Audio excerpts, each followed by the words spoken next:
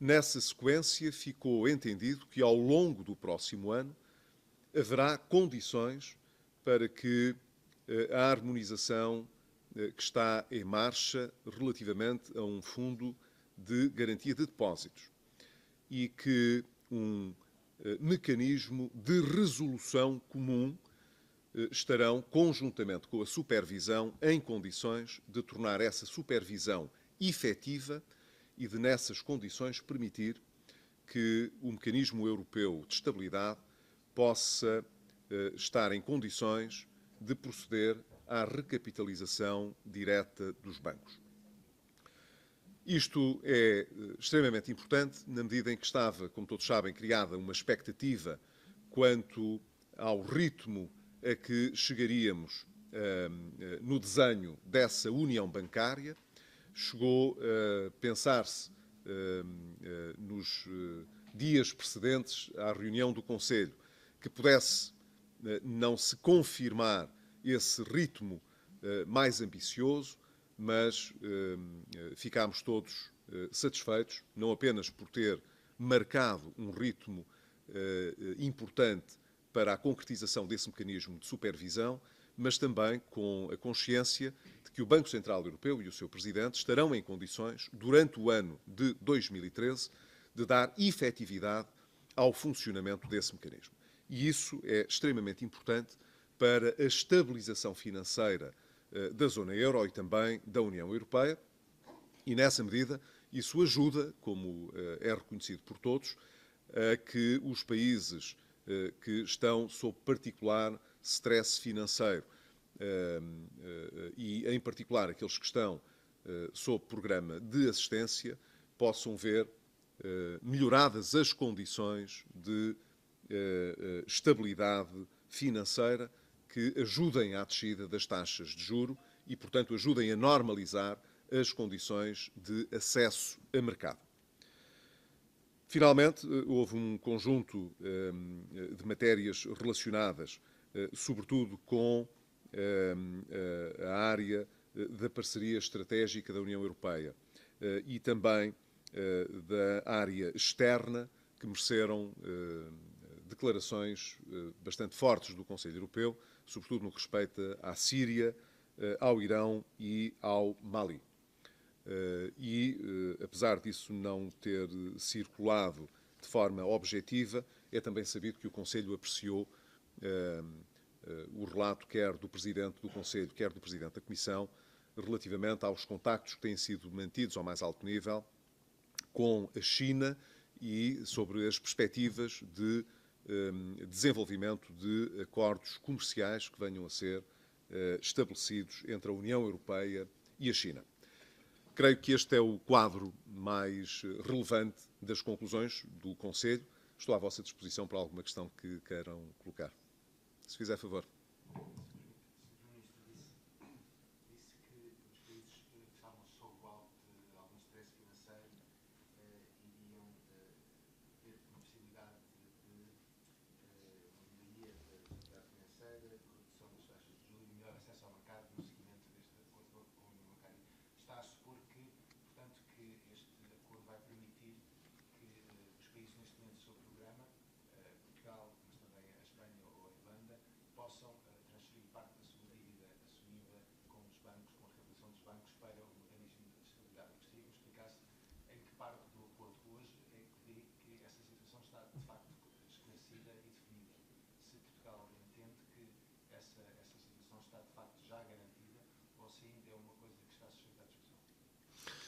O tratado que institui um mecanismo de estabilidade europeu é muito claro.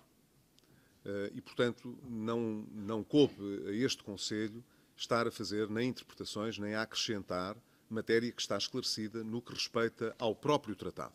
É sabido que, nos termos do tratado, é possível a intervenção do mecanismo para esses efeitos.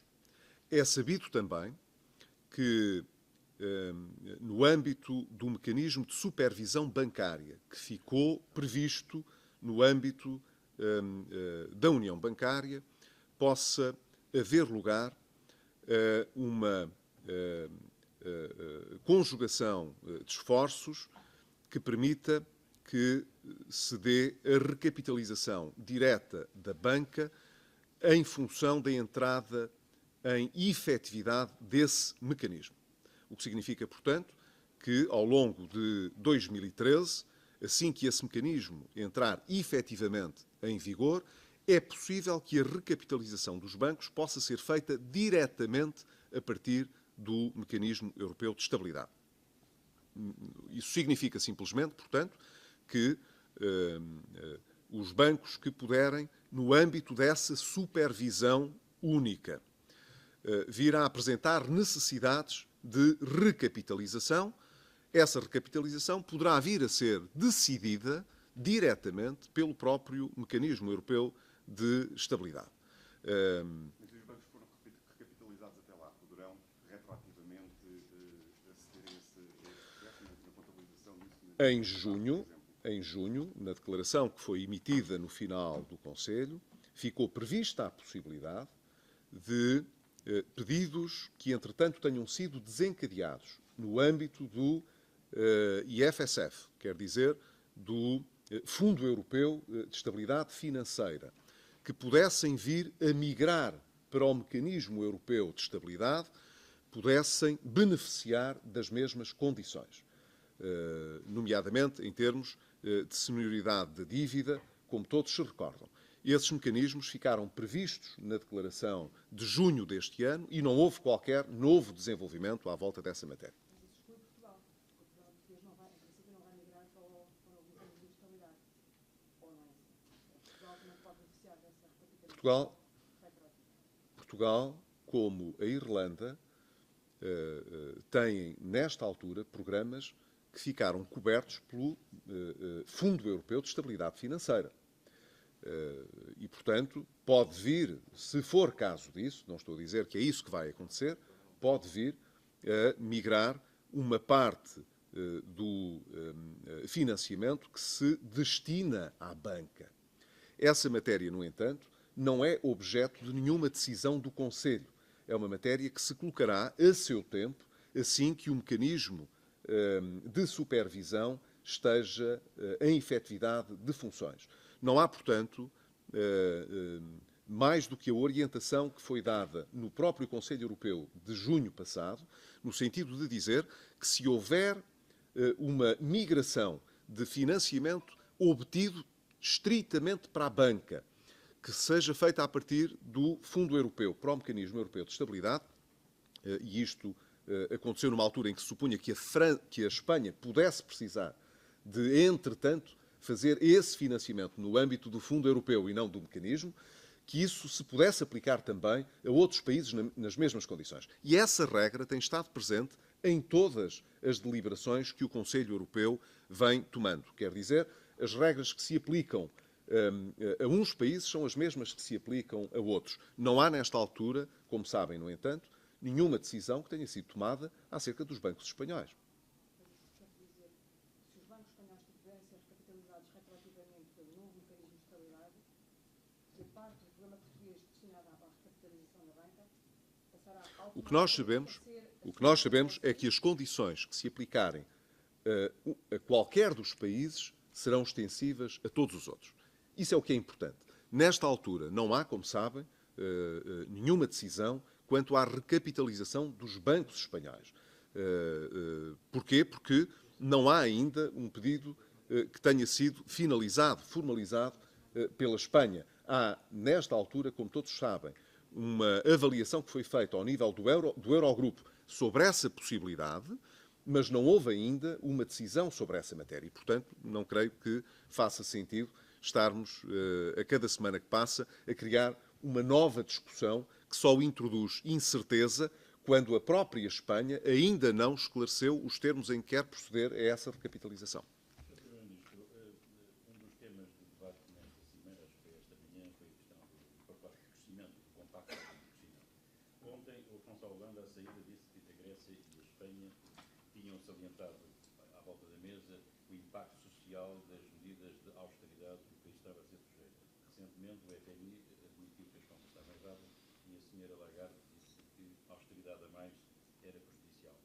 O senhor juntou a sua voz à Grécia e à Espanha questionando o impacto negativo que a austeridade está a ter em Portugal, eventualmente questionando São muitas questões. uma adaptação. São muitas questões. Vamos separá-las, se fizer favor.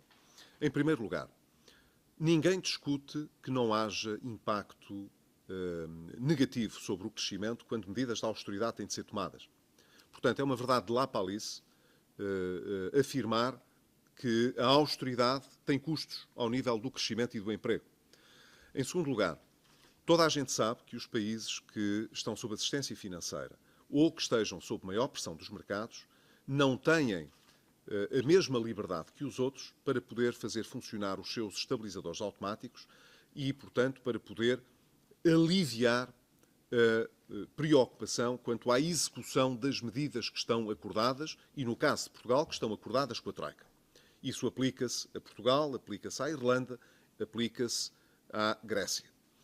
E creio que o próprio Fundo Monetário Internacional, através do Sr. Abebe Selassie, ontem deixou isso bastante claro. Os países que estão sob assistência financeira e sob programa ou que estejam sob pressão dos mercados não devem aligeirar os seus esforços no sentido de obterem resultados seguros em matéria de consolidação das suas contas públicas. E eu próprio ontem tive também a oportunidade, ainda em Bucareste, de deixar muito claro que, no caso do programa português, não há razão para estarmos a alimentar qualquer polémica a propósito dos multiplicadores que foram estimados por economistas do Fundo Monetário Internacional.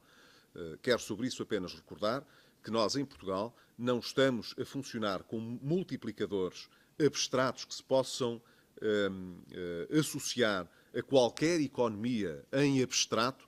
Estamos com um programa em concreto e com uma monitorização que ocorre a cada 3 meses. E, portanto, não precisamos de aplicar multiplicadores genéricos que se aplicariam em abstrato a economias abstratas. Nós estamos a falar de uma economia muito concreta, muito específica, que é a portuguesa. De 3 em 3 meses medimos o impacto das medidas que vamos adotando e aconteceu até que na última ocasião em que essa avaliação foi feita, que foi no 5º exame regular, os nossos credores entenderam que era importante flexibilizar as metas intermédias para o déficit orçamental e, por isso, Portugal beneficiou de uma possibilidade de, em 2013 e 2014, poder registar um déficit nominal superior àquele que estava inicialmente previsto.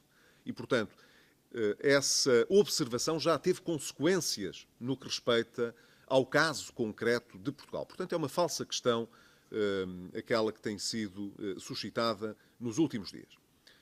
Quanto às observações que o primeiro-ministro espanhol ou o primeiro-ministro grego tenham realizado no Conselho, apenas, dado que não quero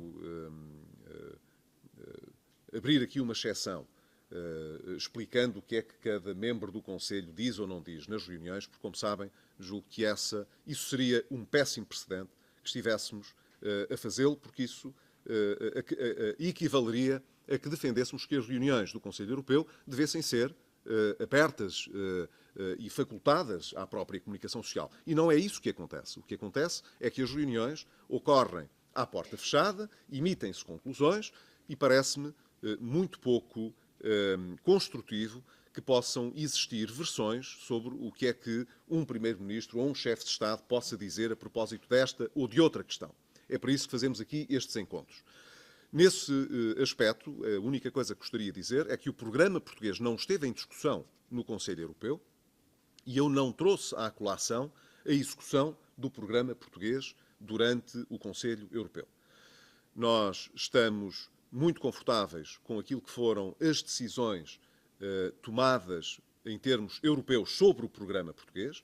Elas foram, como sabem, divulgadas na reunião do Eurogrupo e do Ecofin há uma semana atrás e confirmaram o Staff Report, quer da Comissão Europeia, quer do Banco Central Europeu, no sentido de aprovar as linhas que estão propostas para o board do FMI deste mês de outubro também, e que correspondem às conclusões do 5º exame regular. E isso é muito importante salientar, na medida em que significa que o programa português continua a ter uma avaliação positiva por parte da Troika e tem sido frequentemente elogiado pela generalidade dos nossos parceiros europeus. E isto para os portugueses, creio que é importante, porque toda a gente sabe que é difícil concretizar um ajustamento da magnitude que nós estamos a fazer, que isso tem, evidentemente, custos sociais que são relevantes e que o país está empenhado em conseguir concretizar para conseguir sair da crise em que está. E isso tem sido extremamente elogiado pela generalidade dos nossos parceiros europeus. Mais alguma questão?